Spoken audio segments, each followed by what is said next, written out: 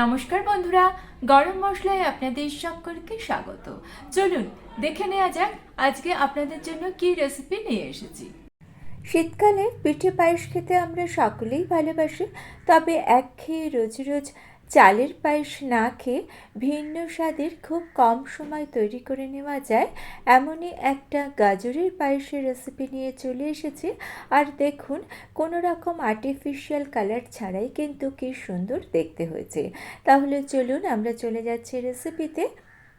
3টে মিডিয়াম সাইজের গাজরকে আমি গ্রেট করে নিয়েছি। ইচ্ছে হলে আপনারা হাতের সাহায্যে গাজরকে জিরি করে কেটেও নিতে পারেন। একটা কড়াই বসিয়ে কড়াইয়ের মধ্যে 1 চামচ ঘি দিয়ে দিলাম।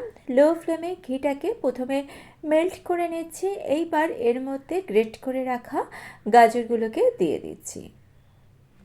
মিডিয়াম ফ্লেমে গাজরটাকে ভেজে নিতে হবে। খুব বেশি সময় এখানে লাগবে না, 3 থেকে 3.5 মিনিটের মধ্যে গাজরটা ভাজা হয়ে যাবে। দেখবেন একটা সময় গাজরটা এই রকম ছাড়া ছাড়া থাকবে না, এক জায়গায় জড়ো হয়ে যাচ্ছে, তার মানে গাজরটা ঠিকঠাক ভাজা হয়ে গিয়েছে। আর হাই ফ্লেমে কখনোই গাজরটাকে ভাজতে যাবেন না। হাই ফ্লেমে গাজর ভাজতে গেলে গাজরটা পুড়ে যেতে পারে, আর গাজর যদি পুড়ে যায় তাহলে পায়েসের টেস্ট অবভিয়াসলি খুবই খারাপ হয়ে যাবে। তাই মিডিয়াম ফ্লেমে গাজরটাকে ভেজে নেবেন। দেখুন, কথা বলতে বলতে গাজরটা ভাজা হয়ে গিয়েছে। এবার গাজরটাকে আমি একটা পাত্রে তুলে নিচ্ছি। ভেজে নেওয়া গাজরটাকে তুলে নিয়ে কড়াইটাকে একটু পরিষ্কার করে নিয়ে এর মধ্যে নিয়ে নিলাম 1/2 লিটার সাধারণ টোন মিল্ক।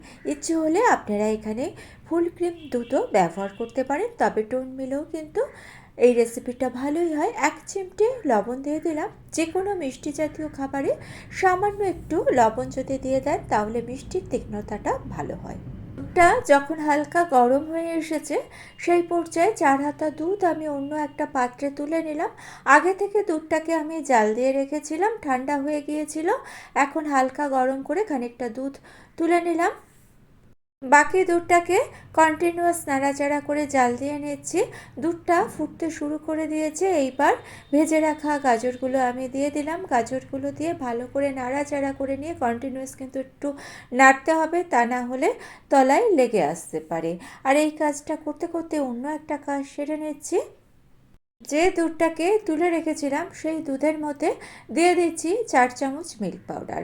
এটা না দিলেও কিন্তু কোনো অসুবিধা নেই, তবে টেস্টের অবভিয়াসলি ডিফারেন্স হয়। মিল্ক পাউডার দিলে টেস্টটা খুবই ভালো আসে। হালকা গরম দুধের মধ্যে মিল্ক পাউডারটা দিয়ে ভালো করে মিল্ক পাউডারটাকে দুধের সঙ্গে মিশিয়ে নিয়ে আমি এই কড়াইয়ের দুধের মধ্যে মিল্ক পাউডার মিশ্রিত দুধটা দিয়ে দিচ্ছি। এইবার কন্টিনিউয়াস নাড়াচাড়া করে পায়েসটা আমাদের রান্না করে নিতে হবে। চালের পায়েস রান্না করার সময় যেরকমভাবে কন্টিনিউয়াস নাড়াচাড়া করতে হয় এক্ষেত্রেও কিন্তু সেটা, তবে চালের পায়েস করতে অনেক বেশি সময় লাগে, গাজরের পায়েস করতে খুব কম সময় লাগে। মিডিয়াম ফ্লেমে পায়েসটা আমি রান্না করে নিচ্ছি। আর এই গাজরের পায়েস কিন্তু খুবই পুষ্টিকর। বাচ্চারা গাজর খেতে অনেক সময় চায় না, সেক্ষেত্রে কিন্তু এইভাবে বাচ্চাদেরকে পায়েস বানিয়ে দিতে পারেন। আশা করছি ওদের ভালোই লাগবে। আর বানাতে খুবই কম সময় লাগে, তাই যখন ইচ্ছা হয় তখনই কিন্তু এই গাজরের পায়েসটা বানিয়ে নেওয়া যায়। দেখুন, মোটামুটি 7-8 মিনিট আমি পায়েসটাকে রান্না করে নিয়ে গাজরটা একটু চেক করে নিচ্ছি। গাজর কিন্তু সুন্দরভাবে সেদ্ধ হয়ে গিয়েছে। যেহেতু গাজরটা গ্রেট করে নেওয়া হয়েছে তাই রান্না হতে বা সেদ্ধ হতে কিন্তু বেশি সময় একেবারেই লাগবে না। এর মধ্যে আমি দিয়ে দিচ্ছি স্বাদ অনুযায়ী চিনি। মিল্ক পাউডার দেওয়া হয়েছে, মিল্ক পাউডারের মধ্যে যথেষ্ট মিষ্টি থাকে, সেই কথাটা মনে রেখে চিনিটা অ্যাড করতে হবে। গাজরটা সেদ্ধ হয়েছে কিনা সেটা দেখে নিয়ে তবেই চিনিটা অ্যাড করবেন। চিনি অ্যাড করে দেওয়ার পর কিন্তু গাজর আর সেদ্ধ হবে না।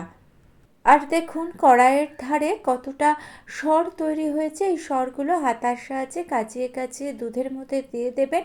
খুব সুন্দর একটা ক্ষীরের মতো টেস্ট এখানে তৈরি হবে। কিছুটা ড্রাই ফ্রুটস দিয়ে দিলাম, কাজু দিয়ে দিলাম, কিশমিশ দিয়ে দিলাম। ড্রাই ফ্রুটস দেওয়াটা সম্পূর্ণ অপশনাল ব্যাপার। আর আমি গার্নিশিংয়ে কিছুটা ড্রাই ফ্রুটস অ্যাড করব, তাই এখানে কম দিলাম। কনসিস্টেন্সিটা এরকমই রাখবো, কারণ এটা ঠান্ডা হয়ে গেলে আরও ঘন হয়ে আসবে। তাই এই রকম কনসিস্টেন্সি রাখলেই ঠিকঠাক পায়েসটা তৈরি হবে। পায়েসটাকে আমি একটু নেড়ে চেড়ে নিচ্ছি, যার ফলে পায়েসটা ঠান্ডা হয়ে যাবে। যাই হোক, গ্যাসের ফ্লেম আমি অফ করে দিয়েছি। রেসিপিটা ভালো লেগে থাকলে আমার চ্যানেলটা সাবস্ক্রাইব করে নিয়ে পাশে থাকা বেল আইকনটা প্রেস করে দিয়ে অল অপশানটা ক্লিক করে দেবেন, তাহলে যখনই নতুন কোনো রেসিপি আপলোড করব তার নোটিফিকেশন আপনাদের কাছে পৌঁছে যাবে। আর এই শীতকালে অবশ্যই এইভাবে গাজরের পায়েস বানানোর অনুরোধ রইল। বাড়িতে বানালে কমেন্টস করে জানাতে ভুলবেন না আপনাদের কেমন লাগলো। ওপর থেকে মনের মতো কিছু ড্রাই ফ্রুটস দিয়ে পায়েসটাকে আমি একটু সাজিয়ে দিলাম। আমন্ড, কাজু, কিশমিশ, পেস্তা দিলাম। আপনারা নিজেদের পছন্দ অনুযায়ী ড্রাই ফ্রুটসগুলো ব্যবহার করবেন।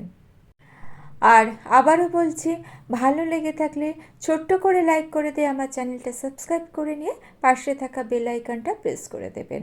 আজকে তাহলে এই পর্যন্ত। ভালো থাকবেন, সুস্থ থাকবেন।